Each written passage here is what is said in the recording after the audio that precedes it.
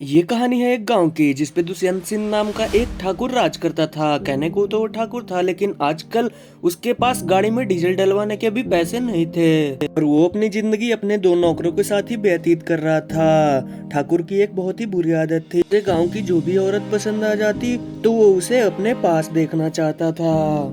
इस कहानी में अब किस्नू नाम के एक लड़के को दिखाया जाता है जिसका शादी कजरी नाम के एक लड़की से होती है। कजरी बहुत ही सुंदर थी। वो इतना सुंदर थी कि आसपास के गांव में भी उतनी सुंदर लड़की कोई नहीं थी।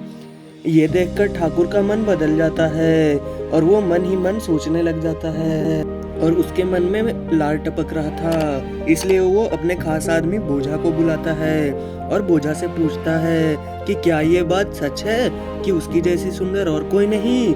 और वो बोलता है कि उसने भी ऐसा ही सुना है। ठाकुर और भी उतावला हो जाता है और वो बोझा को कजरी के घर भेजता है। अगले दिन बोझा कजरी के घर जाता है कि कजरी को अपनी आंखों से देख सके। क्या कजरी वाकई में इतनी सुंदर है या फिर लोग ऐसे ही बातें बना रहे हैं। बोझा उसे देखकर बहुत ही चौंक जाता है। उसी वक्त कजरी बोझा के लिए पानी लेकर जाती है। तभी बोझा उसे देखकर मदहोश हो जाता है। वो उसे देखता ही रह जाता है। अगले दिन बोझा गांव की दूसरी औरतों को पैसे देता है कि वो जान सके कजरी दूसरों मर्दों के बारे में क्या सोचती है। बातों ही बातों में गांव की औरतें कजरी के घर पहुंच जाती हैं और वो पूछती हैं कि तुम दूसरे मर्दों के बारे में क्या सोचती हो। तो कजरी उसे बताती है कि ये बहुत ही गलत बात है।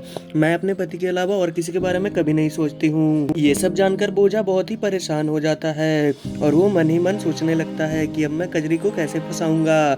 लेकिन बोझा हार मानने वाला नहीं था। ठाकुर से भी रहा नहीं जा रहा था, इसलिए वो किस्नू के घर पहुंच जाता है और वो वहां जाकर बहाना बनाता है कि मैं यहीं से गुजर रहा था इसलिए यहाँ आ गया। ये सुनकर किस्नू ठाकुर की खातिरदारी करने लगता है। वहीं कुछ देर बाद ठाकुर को कजरी दिखाई देती है तो ठाकुर के तोते उड़ जाते हैं। वो कजरी को देखता ही रह जाता है और मन ही मन सोचने लगता है कि इतनी सुंदर औरत इसे कैसे मिल गई। भी किस्नू अपने खेत के काम से बाहर चला जाता है तो ठाकुर कजरी के पास जाके उससे बात करने लगता है और वो बातों ही बातों में डबल मीनिंग बातें कर रहा था और ये देखकर कजरी बहुत ही परेशान होने लगती है। फिर कजरी शर्मा कर भाग जाती है और ठाकुर भी अपने घर चला जाता है। जब रात होती है तो कजरी अपने पति को इसके बारे में बताती है कि ठाकुर कैसे उसे बुरी नजर से देख रहा था। ठाकुर वहां आके किस्नू को मार देता है, लेकिन जो हम देख रहे हैं वो सच नहीं होता।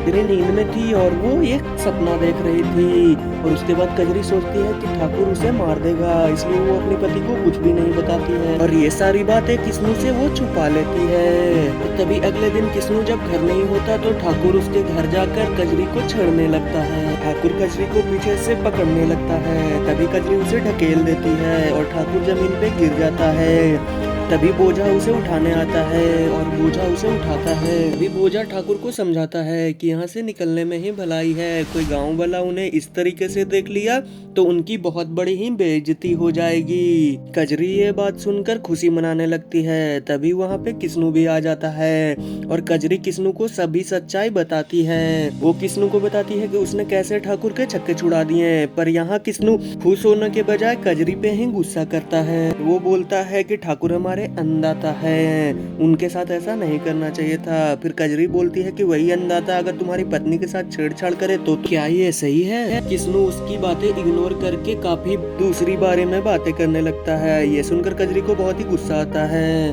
और वो खेत में अगले दिन काम करने जाती है और पुतले को देखकर उसे किस्नू की याद आती है, क्योंकि अब किस्नू कजरी के नजर में एक पुतले के समान हो चुका था। वो उसके लिए अब कुछ भी नहीं था।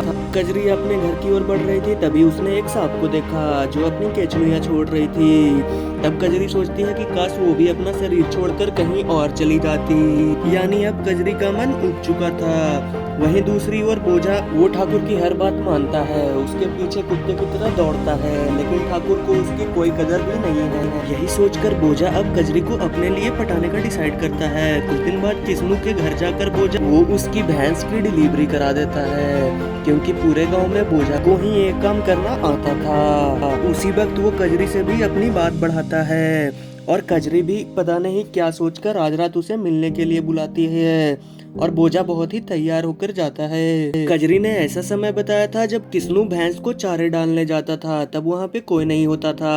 असल में कजरी बोझा को किस्नू से पिटवाना चाहती थी। वे किस्नू वहाँ पे आता है और बोझा छुप जाता है, लेकिन कुछ देर बाद बोझा पकड़ा जाता है। तभी बोझा बहाना बनाता है कि मैं सुना था कि किस्नू अपनी गायों को कुछ अनाप शनाप खिलाता है, वही चेक करने में आया था। अगली रात कजरी बोझा को फिर से मिलने बुलाती है। अगली रात बोझा खुशी से जैसे ही कजरी के पैर छूता है तो कजरी जोर जोर से चिल्लाने लगती है। ये देखकर किस्नू भी उठ जाता है। वो बोझा को वहीं पे खड़ा पाता है। ये देखकर किस्नू गुस्सा होने के बजाय उससे पूछने लगता है कि क्या तुम्हें कुछ काम था, तुम इतनी रात में क्यों आए हो। ये सुनकर बोझा फिर से एक बहाना बनाकर चला जाता है। अब उसे समझ में आ गया था कि कजरी उसकी धुलाई करवाना चाहती है, यही उसे बुलाकर बार बार मिलने का ढोंग करती है। इसके बाद जब सुबह होती है तो कजरी बोझा का रखा हुआ फूल देखती है और वो मन ही मन सोचती है कि एक तरफ वो बोझा है जो मेरे लिए कुछ भी करने को तैयार है, मैं उसे जहाँ मिलने बुलाती हूँ वहाँ चला जाता है, और एक तरफ उसका पति है जो उसके लिए कुछ भी नहीं कर रहा है। और वो यही सोचकर बोझा के साथ रहने का डिसाइड करती है। लेकिन जब तूफानी रात में वो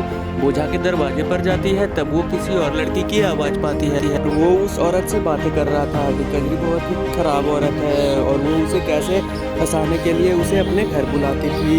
ये सुनकर कजरी बहुत ही दुखी हो जाती है। इसके बाद कजरी सब कुछ त्याग कर पास की नदी में चली जाती है और वो वहाँ पे कूद के जान दे देती है।